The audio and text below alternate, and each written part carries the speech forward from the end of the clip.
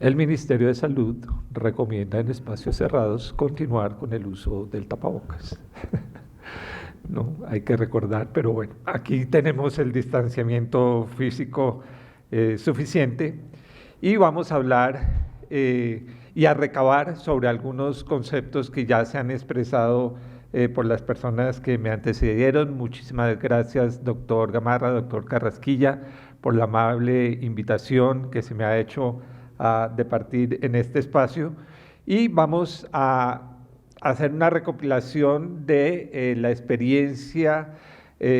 no tanto en Colombia, sería como muy pretencioso abarcar todo el país, como la experiencia en el ministerio, es decir, qué nos ha tocado en el ministerio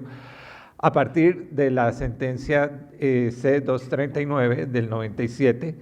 que duró 17 años sin ningún tipo de reglamentación, pero desde donde el magistrado Gaviria ya fijó unas condiciones de despenalización siempre que mediara el consentimiento, que el enfermo fuera terminal y que la eutanasia fuese practicada por un médico. En las consideraciones de la Corte estuvo clarísimamente expreso el tema del consentimiento informado y señaló que la decisión de cómo enfrentar la muerte adquiere una importancia decisiva para ese tipo de enfermo terminal que sabe que no puede ser curado y que por ende no está optando entre la muerte y muchos años de vida plena, sino entre morir en condiciones que él o ella escogen, o morir poco tiempo después en circunstancias dolorosas y que considera indignas. Eso es textual de la sentencia. Y 17 años después, a través de una sentencia de tutela, ya todos lo sabemos, la 970 del 2014, se reafirmó lo expresado en la sentencia original del magistrado Carlos Gaviria, donde se vuelve a insistir en que debe mediar el consentimiento informado y se expresa que esa capacidad de comprender la situación en que se encuentra el paciente implica que el paciente posee información seria, fiable, precisa, pero además con capacidad intelectual suficiente para tomar la decisión. Al momento de regular la materia a través de la resolución 1216, pues el grupo de bioeticistas que se convocaron en esa ocasión nos pusimos de acuerdo en que, más allá de toda duda razonable, la edad de 18 años era, digamos, como el límite donde las personas podían tomar ese tipo de decisiones con capacidad intelectual suficiente. Además, y como ya vamos a ver enseguida, con el poco tiempo que nos dio la Corte. Los otros criterios, el médico, la enfermedad terminal que genere sufrimiento. Nos dieron 30 días para hacer esa regulación, de la cual emergió la resolución 1216 y emergió igualmente el protocolo que ordenó la misma sentencia T970, y donde igualmente emergió la condición de la Corte de que el Ministerio hiciera el control exhaustivo a todos y cada uno de los casos que se reportasen de muerte médicamente asistida en el país, pero particularmente las llevadas a cabo mediante el procedimiento de eutanasia. Se generó entonces esta resolución donde hay un comité interno conformado por la Oficina Jurídica, la Dirección de Prestación de Servicios, la Dirección de Promoción y Prevención, la Oficina de Calidad, básicamente esas 4 instancias, y donde desde el año 2017-18 hemos tenido el acompañamiento de la doctora Julieta, a quien doy todo el crédito en muchos de los desarrollos que hemos tenido en el Ministerio a partir de entonces. El alcance de la resolución 1216, perdón por el error de digitación, ahí quedó como 21.6, pero es 1216, básicamente nosotros le dijimos a la Corte, oiga, pero denos un tiempito porque es que este tema es muy complejo, y dijeron, no, es que ustedes tienen que establecer únicamente los comités. Y entonces nos preocupamos fue por condiciones de seguridad jurídica para los profesionales médicos que tenían que practicar el procedimiento, ¿no? Y decimos hoy acá que la restricción o ampliación de los alcances de la eutanasia en Colombia debe responder a un debate público más amplio y a que sea el cuerpo legislativo quien en definitiva regule la materia. Y la pregunta de fondo es si la sociedad, como un todo,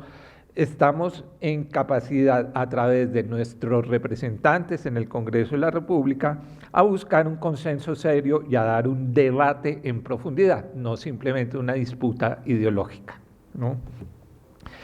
Porque desde el Ministerio nos vemos confrontados a esto, que como Ejecutivo debemos respetar y ordenar los fallos y acatar los fallos de la Corte Constitucional y sus ordenamientos, ¿no? Pero por el otro lado nos vemos compelidos a respetar los tiempos y modos que tiene el Congreso de la República, mientras que en todas las sentencias la Corte Constitucional ha exhortado al Congreso a regular la materia sin que hasta la fecha haya sido posible, ¿no? Y ahí están reflejados más o menos dos países, ¿no? Unos que de alguna forma tienen una agenda liberal y otros que con una agenda no tan liberal, digámoslo así, de alguna forma se han negado a reglamentar desde el Congreso. Ahora bien, sobre la enfermedad que conduce próximamente a la muerte, están las definiciones en el protocolo, no me voy a detener en ellas, pero está claramente definido que es una enfermedad incurable avanzada, qué se entiende por enfermo terminal, qué se entiende por agonía, ¿no? Que son 3 momentos del proceso o las condiciones de fin de vida, ¿no? En el mismo protocolo se definieron las escalas de funcionalidad para que con un criterio objetivo los médicos pudieran definir justamente y haciendo caso a los ordenamientos de la Corte, se pudiera definir quién estaría en una condición terminal y quién no, pues para esos.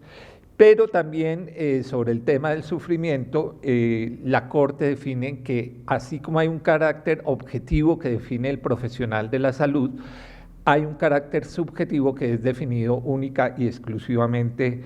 por el paciente, ¿no? Ahora bien, sobre esa solicitud autónoma del paciente, hay una reflexión del teólogo Marciano Vidal, que dice que morir es una acción personalísima sobre la que a nadie le es dado decidir. Se considera como una acción suprema frente a la cual el sujeto se ve enfrentado a un conflicto de valores, el valor de la vida humana, su propia vida, y el valor de una muerte digna, conflicto que tan solo irresponsablemente le es dado definir a esa persona. Ahora bien, la misma sentencia T-970 nos dice que la solicitud debe ser reiterada y sostenida, y hasta ahí íbamos muy bien haciendo los desarrollos, y llega la sentencia T-544 que nos impone un nuevo reto, y es regular la eutanasia en niños, niñas y adolescentes, ¿no? Con unos ordenamientos específicos, básicamente constituir los comités, hacer un protocolo médico donde ya se ha señalado en este evento que hay dificultades muchas desde el gremio de la pediatría se hizo un intento a través del Instituto de Evaluación y de Tecnologías en Salud, pero ese intento quedó lamentablemente a medio camino y es un tema que todavía está por desarrollar ese protocolo y bueno, pues dándole alcance también con las sentencias posteriores que han traído nuevos ordenamientos por parte de la Corte. Y se ordenó al Ministerio generar un proyecto de ley de iniciativa gubernamental que fuera presentado al Congreso. Ya lo expresaron aquí, básicamente había unas condiciones del desarrollo cognitivo de los niños y niñas a efectos de entender de qué se trata la muerte, ¿no? Más allá del pensamiento mágico, etcétera, y con base en eso se definieron unos criterios y unas limitaciones que están contenidas en la resolución 825, tampoco me voy a detener ahí, pero huelga decir que básicamente en la primera infancia no sería absolutamente admisible tomar las decisiones por este tipo de población. Y de los 6 a los 12 años con condiciones claramente definidas en la misma resolución, no con discapacidades intelectuales, etc. Se presentó el proyecto de ley estatutaria número 355 del 2020.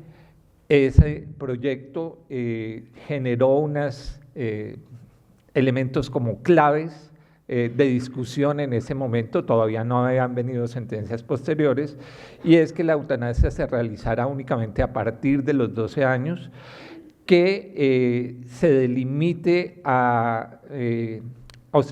la forma como se debería dar el manejo de la solicitud, no permitiría bajo ningún aspecto el consentimiento sustituto y da indicaciones claras a las personas que deben intervenir teniendo en cuenta el cuidado paliativo, los documentos de voluntad anticipada, la conformación y roles de los comités científicos interdisciplinarios, etcétera, ¿no? Aquí hay que mencionar también que el Ministerio trabajó en la resolución 2665 del 2018, que justamente regula el tema de los documentos de voluntad anticipada, ¿no? Posteriormente vino la sentencia 423 del 2017, donde la Corte ordena también en 30 días, pongo los tiempos para que ustedes se den cuenta las dificultades a que nos vemos enfrentados allá como ministerio,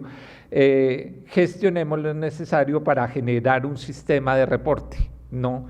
Esos 30 días se convirtieron prácticamente en 2 años por las complejidades que vinieron después con otras sentencias que igualmente, más todo el análisis de los casos, etcétera. Pero bueno, por fin se gestionó la Carta de Derechos de resolución 229 del 2020 y a través de la resolución 971 se generó el mecanismo de reporte para los pacientes desde el mismo momento en que levantan la mano y hacen la solicitud. En la Carta de Derechos están, y ya se mencionó también en este foro, definidos, es decir, a través de la resolución 229 ya se están dando pautas desde el Ministerio de avanzar conceptualmente en todos los procesos que llevan la situación de fin de vida y define el derecho fundamental a morir con dignidad, el cuidado paliativo, la adecuación de los esfuerzos terapéuticos y, pues, por supuesto, también define el tema de eutanasia. No me voy a detener ahí tampoco en lecturas, están contemplados en la resolución 229. Y en la 971 lo que se hizo fue definir y aclarar cuáles son los requisitos mínimos para poder subir las solicitudes a través de un aplicativo que funciona a través del CISPRO en el Ministerio de Salud y Protección Social. Lo primero que se tiene que hacer es el reporte de la solicitud y esa la hace el médico que recibe la solicitud,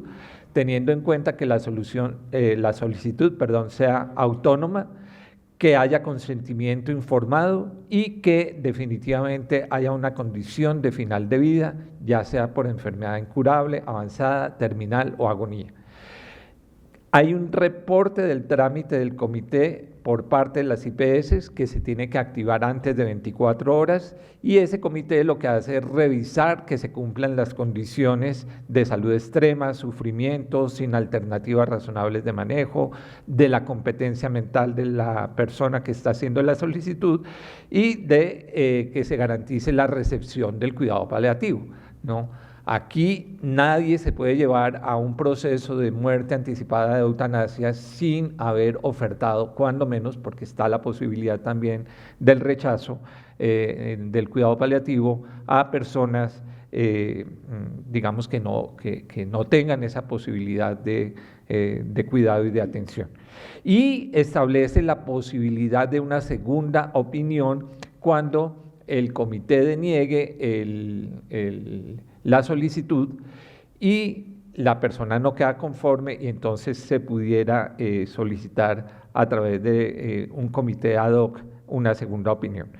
Y se reportará igualmente el trámite del procedimiento después de realizado en menos de 30 días al Ministerio de Salud, donde estará la solicitud, las actas, las valoraciones, las reiteraciones, o ya sean propias de viva voz o a través de documentos de voluntad anticipada, y cómo se realizó el procedimiento según el protocolo establecido por el Ministerio de Salud, y lo anterior atravesado pues por obviamente los derechos que hay al cuidado paliativo. Hay una prevalencia del cuidado paliativo en toda la regulación, desde la 1216 hasta la actualidad, siempre se le ha dado prelación al cuidado paliativo, o sea que no es una cuestión de que frente a la ausencia de cuidado paliativo entonces vamos a practicar eutanasias, no. Siempre ha habido esa prevalencia. Se define el derecho a la adecuación de un esfuerzo terapéutico y también el derecho a desistir de la solicitud. Dos palabras acerca de la objeción de conciencia. Por supuesto que no existe la objeción de conciencia institucional. Esta se predica únicamente de sujetos, pero yo apago esta máquina, de sujetos morales, y únicamente la puede interponer la persona que va a realizar el procedimiento, es decir, el médico, no el personal auxiliar y mucho menos el administrativo de la institución. Todo esto se contempló igualmente en la resolución 971.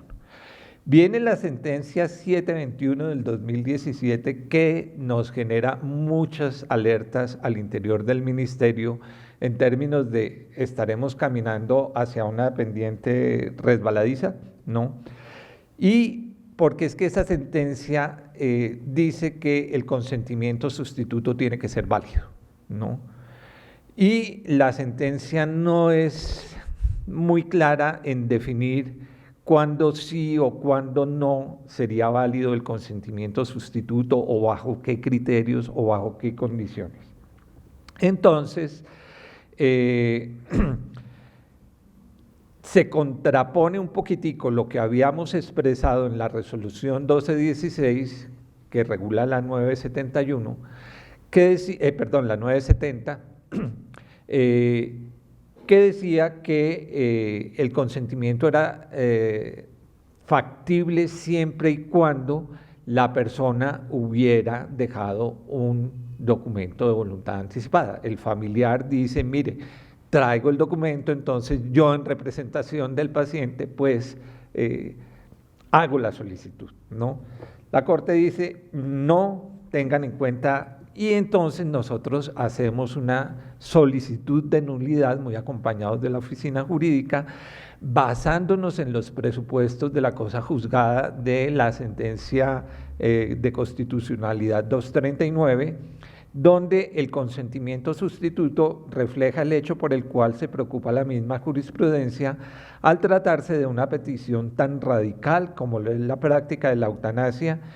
que ésta sea usada para eliminar a los más vulnerables o indeseados, pues el sufrimiento del sujeto pasivo puede ser relativizado de acuerdo a las necesidades y deseos del tercero, sin la certeza de que es la voluntad de adelantar la muerte la elección del sujeto frente a su sufrimiento, pues al no consolidarse la decisión desde la autonomía, no responde a las necesidades particulares, sino a la de terceros, quienes no pueden emular su participación activa en el proceso biológico de morir. Eso dijo el ministerio en esa solicitud de nulidad, ¿no? Justamente basándonos en la misma sentencia de constitucionalidad, la 239. Y el tema lo vino a resolver la misma Corte a través de la sentencia T060 del 2020, donde también se presentaba un tema de consentimiento sustituto solicitado por la hija de una paciente, y donde la Corte nos dice que o dijo, sentenció que no se reunían las condiciones para llevar a cabo el procedimiento eutanásico solicitado por la hija de la paciente, en tanto que el derecho fundamental a morir dignamente, de la cual es titular, no se circunscribe única y exclusivamente a la anticipación de la muerte, pues el mismo tiene diferentes dimensiones y se hace efectivo con medidas orientadas a conjurar el dolor, a brindarle el máximo bienestar posible a través de cuidados paliativos, adecuación del esfuerzo terapéutico, etc. ¿No? Entonces, la misma Corte viene a decir, no, un momentico, es que muerte o proceso de morir dignamente no es sinónimo de eutanasia. Y por otra parte, viene posteriormente otra sentencia que nos pone en calzas prietas porque quita de alguna forma o amplía, es mejor decir, el criterio de terminalidad a intenso sufrimiento físico o psíquico proveniente de lesión corporal o enfermedad grave incurable.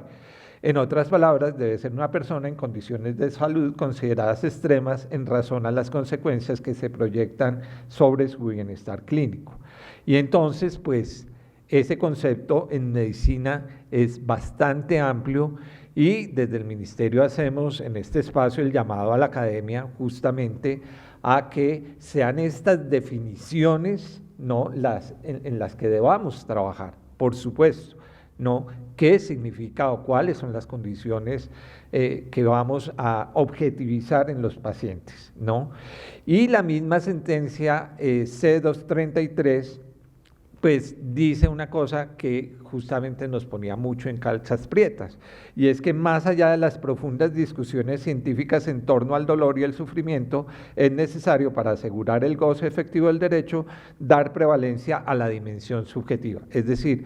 casi que no importaría el criterio objetivo del médico, sino simplemente una medicina del deseo agenciada por el paciente. Entonces, de ahí, y me devuelvo, la importancia de que para que no sea esa medicina del deseo, para que no sea el motivo de consulta, simplemente me quiero morir,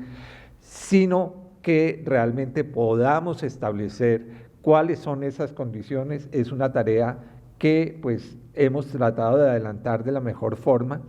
pero pues que toca definir. Casi que como conclusión de esta breve presentación, que me temo que ya no es tan breve, la misma sentencia C233 del 2021 de la magistrada Diana Fajardo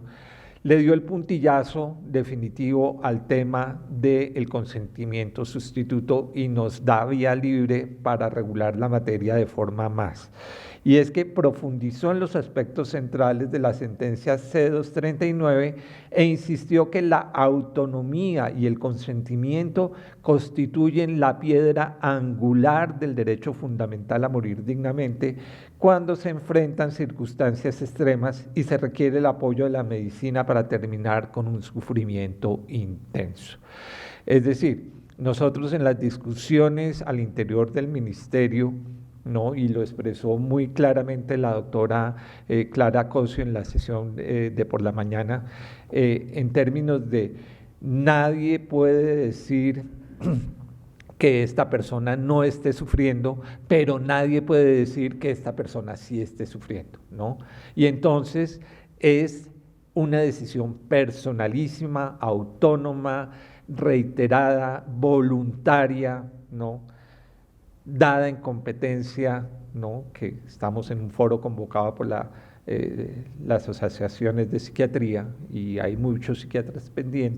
presentes, y ya nos habló la doctora Cosio claramente de cuáles serían esos criterios de valoración de competencia, donde realmente vamos a poder que esa piedra angular mantenga todo el discurso de el proceso de morir dignamente en nuestro país. Sin esa piedra angular, creo que los riesgos son grandes y que, digamos, el exhorto al Congreso a regular estas materias, pues definitivamente debe tener este principio como clave en cualquier tipo de legislación y que como sociedad deberíamos, digamos, generar un tipo de consenso, algún tipo de consenso. Viene la C-164 de asistencia médico al suicidio, que nos plantea dos retos también inmensos.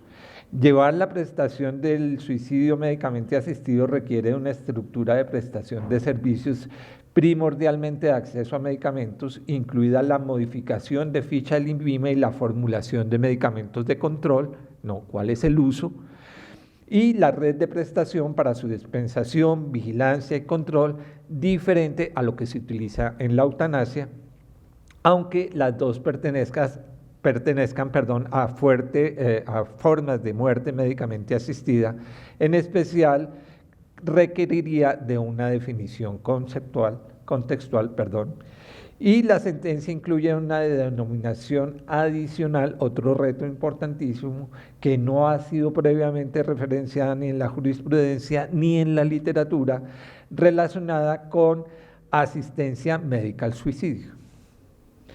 Una cosa es suministrar los medios para que el paciente lleve el acto, y otra cosa es acompañar el acto, ¿no? Donde los límites con la eutanasia pues son muy borrosos, ¿no? Entonces, porque pues si yo voy a acompañar al paciente a practicarle el suicidio, pues a ver, un momentico, entonces mejor, ¿por qué no hacemos un proceso de